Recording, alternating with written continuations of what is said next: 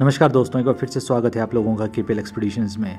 तो गाइस, आज का व्लॉग बहुत ज़्यादा स्पेशल होने वाला है उन लोगों के लिए जो कि न्यू ईयर पे मनाली आ रहे हैं या फिर जैन में। और इस टाइम बेसिकली मनाली आने का जो मेन रीज़न होता है वो होता है स्नो या स्नोफॉल। तो आज का व्लॉग भी उसी से रिलेटेड होगा। आपके सारे जो क्वेश्चन हैं, डाउट्स हैं, वो क्लियर कर दिए जाएंगे और उसके हिसाब से आप प्लान कर सकते हैं। तो अगर आप मनाली आ रहे हैं तो इस वीडियो को ज़रूर देखें। तो सबसे जो पहला क्वेश्चन है वो है यार, स्नोफॉल का बताओ, कौन सी डेट को स्नोफॉल होने वाला है।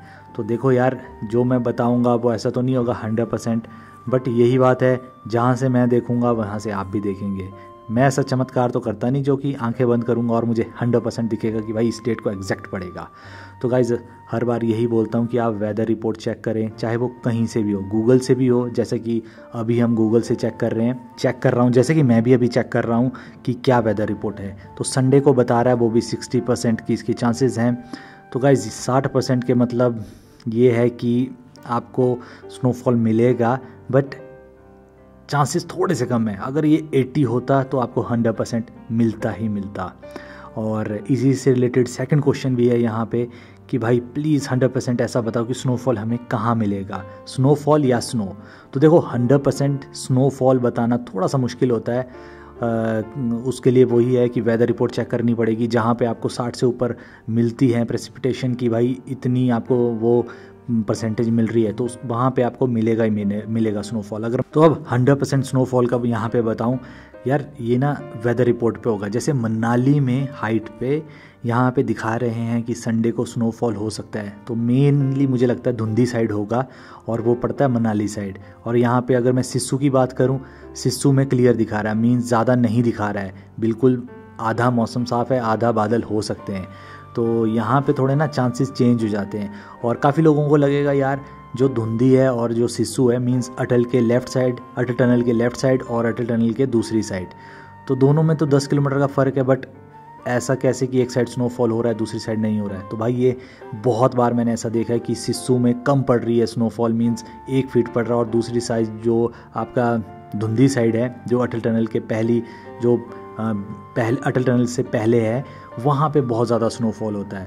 तो उसका रीज़न हो सकता है हवाएं, या फिर ज़्यादा जो पेड़ हैं वो आपका धुंधी साइड हैं, तो ये भी रीज़न हो सकता है उसके लिए। तो रीज़न कुछ भी हो, बट ये है कि उस साइड ज़्यादा स्नोफॉल पड़ता है as compare to Sissu. But दूसरी ओर ये बताएं कि सिस्सू अगर एक बार स्नोफॉल पड़ गया तो स्नो जो है वो जल्दी नहीं पिघलती, वहाँ पे टेम्परेचर डाउन रहता है बहुत ज़्यादा।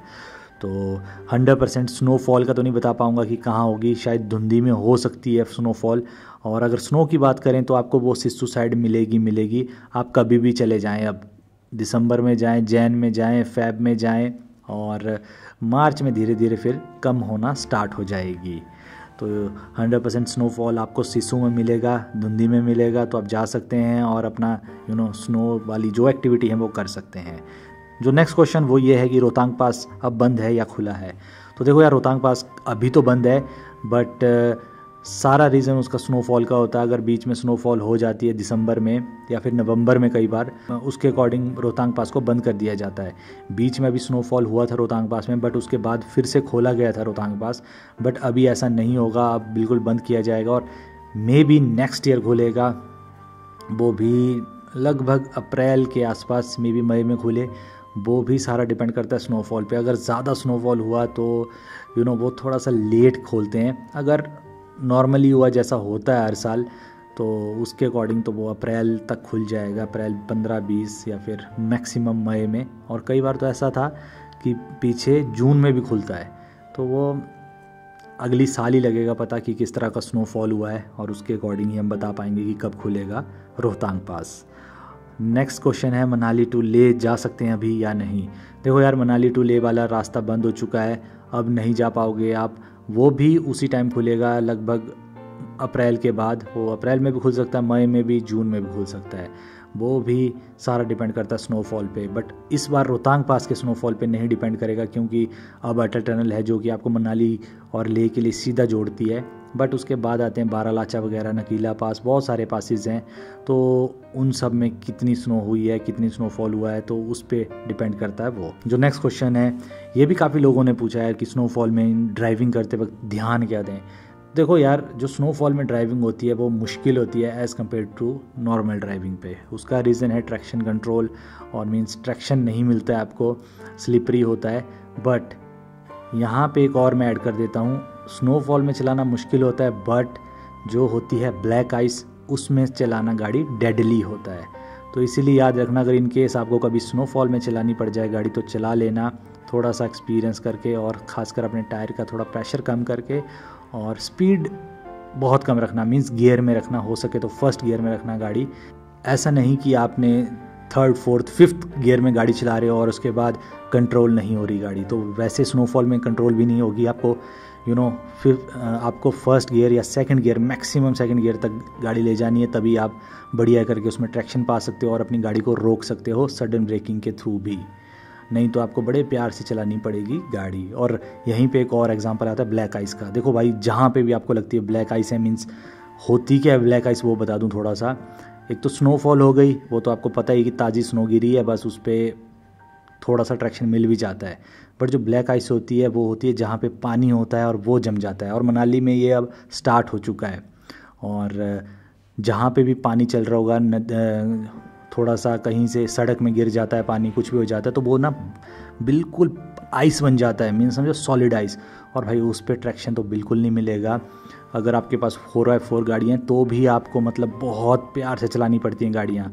हर साल कितने एक्सीडेंट हो जाते हैं इसी चक्कर से कि लोग आते हैं, और सुबह खासकर ये बहुत ज़्यादा एक्सीडेंट होते हैं। और 5 बजे के बाद जब टेम्परेचर डाउन हो जाता है ना, जब तक सूरज होता है तब तक तो सब ठीक रहता है, मीन्स ज़्यादा आपको दिक्कत नहीं होती। बट जैसे ही सुबह और शाम टेम्परेचर जब लो होता है तब ये ब्लैक आइस सबसे ज़्यादा एक्सीडेंट करवाती है। तो इसीलिए कहीं पे भी आप पहाड़ों में कहीं भी जाओ, जिब्भी जाओ, मनाली जाओ, कसोल जाओ, तो हो सके तो इस ब्लैक आइस का ध्यान रखना।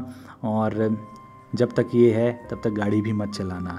अगर ब्रेक लगाने की कोशिश करोगे इस पर तो बिल्कुल फिसलते हुए जाओगे और कहीं ना कहीं गाड़ी दे मारोगे। तो इसीलिए कहीं पे भी अगर ब्लैक आइस मिले तो बिल्कुल मत चलाना। स्नोफॉल में होता, अगर स्नोफॉल अकेला है तो चला सकते हो गाड़ी। जो नेक्स्ट क्वेश्चन है वो है मनाली मेन में, मींस मेन मनाली में स्नोफॉल कब होगा। देखो यार, जो मेन मनाली की बात करूं वो अब मुझे लगता है दिसंबर में तो मुश्किल होगा, वो होगा जैन में। और कई बार क्या होता है 25 दिसंबर के आसपास भी हो जाता है स्नोफॉल। बट अभी वेदर रिपोर्ट के अकॉर्डिंग हो भी सकता है, नहीं भी हो सकता है। और होने के लिए क्या चाहिए, मींस अगर 25 दिसंबर को या 1 जैन को स्नोफॉल दिया है मनाली में, वो तब होगा जब 2-1 दिन का स्नोफॉल लगातार हो, या फिर वैली का टेम्परेचर पहले बहुत ज़्यादा डाउन हो जाए। जैसे कि सोलांग वैली में आज स्नोफॉल हो गया, कल भी स्नोफॉल है, तो उसके बाद ही वो मनाली तक पहुंचेगा। ऐसा नहीं कि पहले दिन ही सीधा मनाली पहुंचेगा। तो मैक्सिमम ऐसा ही है कि पहले धीरे धीरे ऊपर से नीचे आएगा, मीन्स पहले सिस्सू में गिर गया, धुंधी में गिर गया, हामटा में गिर गया, और फिर धीरे धीरे आपका मनाली में भी आएगा।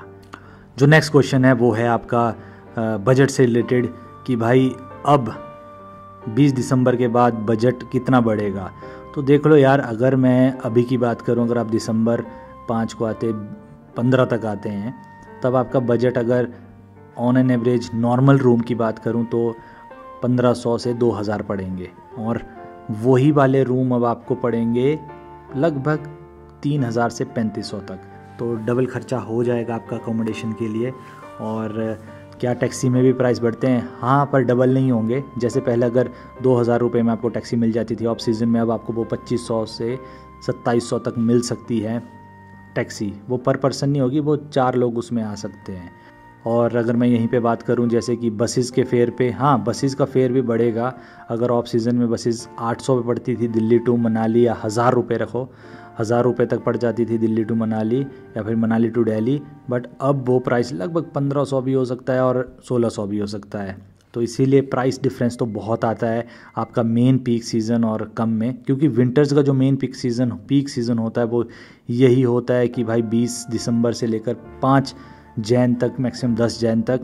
तो इसमें थोड़ा सा आपका प्राइस बढ़ जाता है, बट ये है कि मज़े भी बहुत आते हैं। मनाली में बहुत भीड़ होता है, जिसको भीड़ पसंद है, जिसको मौज पसंद है, वो इस टाइम पे आ सकता है। नहीं तो अगर जिसको सिर्फ स्नोफॉल के लिए मनाली आना है तो वो आपका 5 जैन से बाद भी आ सकता है, और उसके बाद वो एंजॉय कर सकता है। उसमें प्राइस भी थोड़ा सा ज़्यादा नहीं बोल रहा हूँ कि बहुत ज़्यादा ड्रॉप आएगा, बट थोड़ा सा कम होगा। जैसे मान लो अगर फैमिली का खर्चा पहले आपका 20,000 आएगा, तो पहले आपका 20,000 आएगा, फिर अगर आप पीक सीज़न में भी जैसे दिसंबर के इसमें आओगे तो वो 25,000 हो जाएगा, 25 से 30 भी हो सकता है, और फिर उसके बाद जैन फेब में वो 22,000 हो जाएगा।